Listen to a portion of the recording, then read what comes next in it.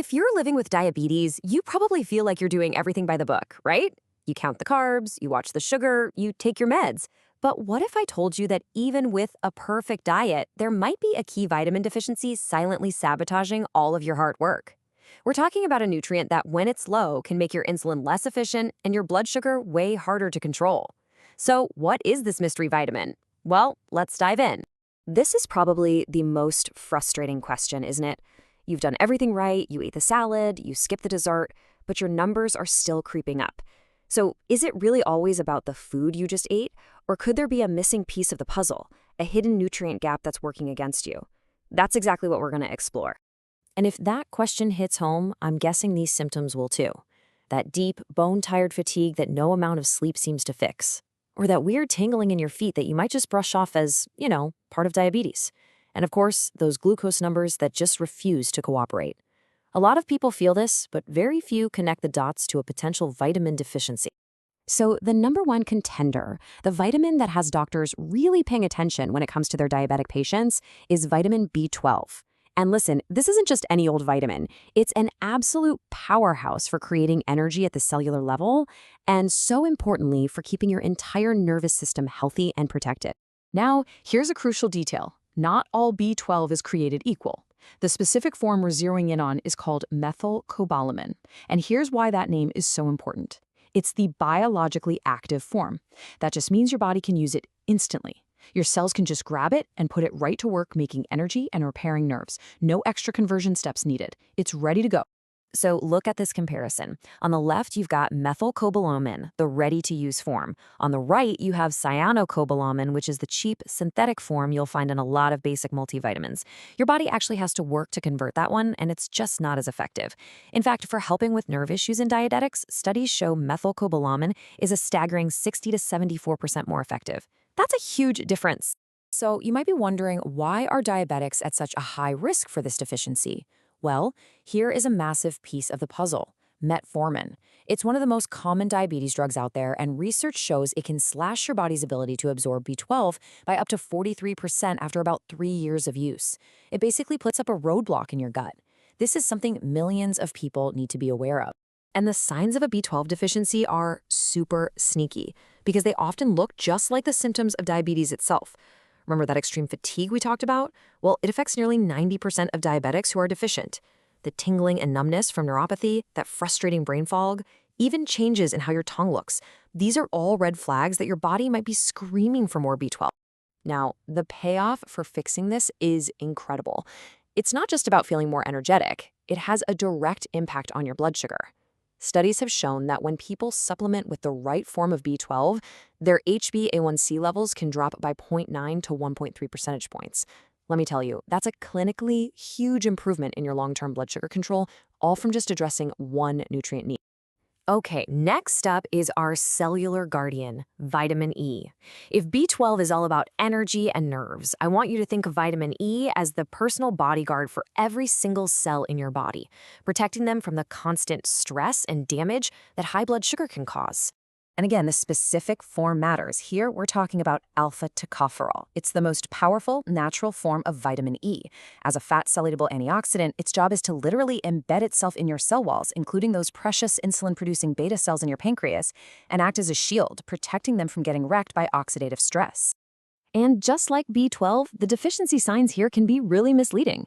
Things like muscle weakness or that same numbness and tingling can easily be mistaken for standard diabetic neuropathy. If you're having vision problems or getting sick all the time, it could be a sign that your cellular bodyguard is off duty. This protection translates directly to better blood sugar control. By protecting your cells and their insulin receptors from damage, the right dose of alpha tocopherol has been shown to improve insulin sensitivity by 23 to 29%. That means your body can use the insulin it's making way more efficiently to get sugar out of your bloodstream. But here's another massive benefit: heart health. We know diabetes dramatically increases the risk of heart disease. Vitamin E steps in and helps prevent LDL cholesterol from oxidizing, which is a key step in forming those dangerous artery-clogging plaques. The result? A stunning 31% reduction in major cardiovascular events for high-risk diabetics who get enough vitamin E. And finally, let's talk about the smart nutrient, vitamin K2. This one doesn't get as much press, but its job is absolutely critical. The best way to think about it is as your body's calcium traffic cop. Specifically, we're focusing on a form called menaquinin 7, or MK7. Its whole job is to activate a couple of special proteins. One of these proteins acts like a GPS, telling calcium, hey, you need to go into the bones to make them strong. The other protein acts like a bouncer, telling calcium, you are not allowed in the arteries and soft tissues. It's a brilliant system. So what happens when that traffic cop is missing? Well, you get chaos. Calcium ends up in all the wrong places.